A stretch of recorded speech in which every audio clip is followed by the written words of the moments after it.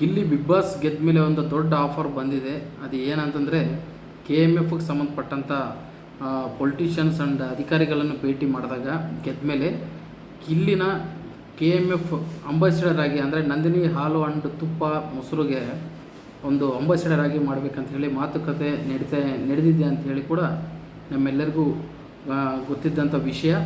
So ಅದು ಏನಾದರೂ ನಿಜ ಆದರೆ ಡೆಫಿನೆಟ್ಲಿ ಗಿಲ್ಲಿಗೆ ದೊಡ್ಡ ಪ್ರಾಜೆಕ್ಟ್ ಆಗುತ್ತೆ. ಈ ಒಂದು ಏನು ಅಡ್ವರ್ಟೈಸ್ಮೆಂಟ್ನ ಇದಕ್ಕಿಂತ ಮುಂಚೆ ಪುನೀತ್ ರಾಜ್ಕುಮಾರ್ ಅವರು ಮಾಡ್ತಿದ್ರು, ಶಿವರಾಜ್ ಕುಮಾರ್ ಅವರು ಕೂಡ ಮಾಡ್ತಾಯಿದ್ರು.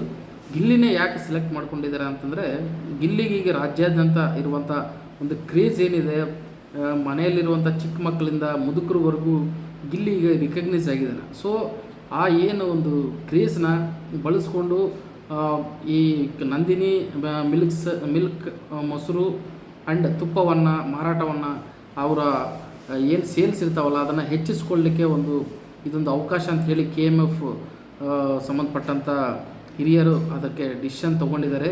ಪ್ರೆಸಿಡೆಂಟ್ ಆಗಲಿ ಮತ್ತು ಅದರ ಬೋರ್ಡ್ಗೆ ಸಂಬಂಧಪಟ್ಟಂಥ ವ್ಯಕ್ತಿಗಳಾಗಲಿ ಒಂದು ಡಿಸಿಷನ್ ತೊಗೊಂಡು ಗಿಲ್ಲಿ ಆದರೆ ಸೂಕ್ತ ವ್ಯಕ್ತಿ, ಗಿಲ್ಲಿದಿಂದ ಪ್ರಾಡಕ್ಟ್ಸು ಇನ್ನಿಷ್ಟು ಪಬ್ಲಿಸಿಟಿ ಆಗ್ತಾ ಪ್ರಾಡಕ್ಟ್ಸ್ಗೆ ಪಬ್ಲಿಸಿಟಿ ಸಿಗುತ್ತೆ.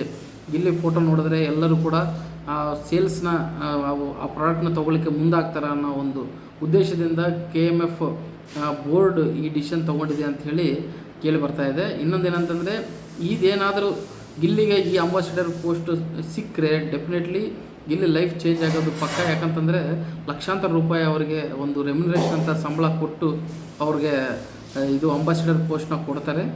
ಸೊ ಅದರಿಂದ ಇಬ್ಬರಿಗೂ ಒಳ್ಳೆಯದಾಗುತ್ತೆ, ಗಿಲ್ಲಿಗೂ ಒಳ್ಳೆಯದಾಗುತ್ತೆ, ಮತ್ತು ಅದು KMF ಫೆಡರೇಷನ್ದವ್ರಿಗೂ ಒಳ್ಳೆಯದಾಗುತ್ತೆ. ಅವರ ಸೇಲ್ಸ್ ಹೆಚ್ಚಾಗುತ್ತೆ, ಅದರಿಂದ ಅವ್ರಿಗೆ ಪ್ರಾಫಿಟ್ನೂ ಕೂಡ ಜಾಸ್ತಿ ಸಿಗುತ್ತೆ ಅಂತ ಅದು ಅವ್ರಿಗೆ ಒಂದು ಅಂದಾಜಿದೆ. ಅದಕ್ಕೆ ಗಿಲ್ಲಿನ ಅವರು ಸಂಪರ್ಕ ಮಾಡಿದ್ದಾರೆ. ಆಲ್ರೆಡಿ ಮಾತುಕತೆನೂ ಆಗಿದೆ ಅಂಥೇಳಿ ಕೇಳಿ ಬರ್ತಾಯಿದೆ ವಿಷಯ.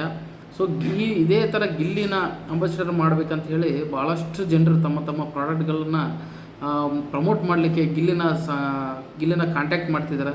ನಮ್ಮ ಪ್ರಾಡಕ್ಟ್ಗಳನ್ನು ಇದು ನೀವು ಪ್ರಮೋಟ್ ಮಾಡಿರಿ ಅಂಥೇಳಿ. ಸೊ ಅದರಿಂದ ಭಾಳಷ್ಟು ಅಮೌಂಟು ಕೂಡ ಅವ್ರಿಗೆ ಆಫರ್ ಮಾಡ್ತಾಯಿದ್ದಾರೆ ಪ್ರಮೋಷನ್ ಮಾಡಲಿಕ್ಕೆ, ಬ್ರ್ಯಾಂಡ್ ಪ್ರಮೋಷನ್ ಮಾಡಲಿಕ್ಕೆ. ಸೊ ಒಂದು ಮಾತ್ರ ಹೇಳ್ಬೋದು, ಗಿಲ್ಲಿ ಬಿಫೋರ್ ಬಿಗ್ ಬಾಸ್ ಏನು ಒಂದು ನಾರ್ಮಲ್ ಪರ್ಸನ್ ಆಗಿ ಒಳಗೆ ಬಂದು ಒಂದು ದೊಡ್ಡ ಸ್ಟಾರ್ ಆಗಿ ಬಿಗ್ ಬಾಸ್ ಮನೆಯಿಂದ ಹೊರಗೆ ಬಂದಿದ್ದಂತಲೇ ಹೇಳ್ಬೋದು.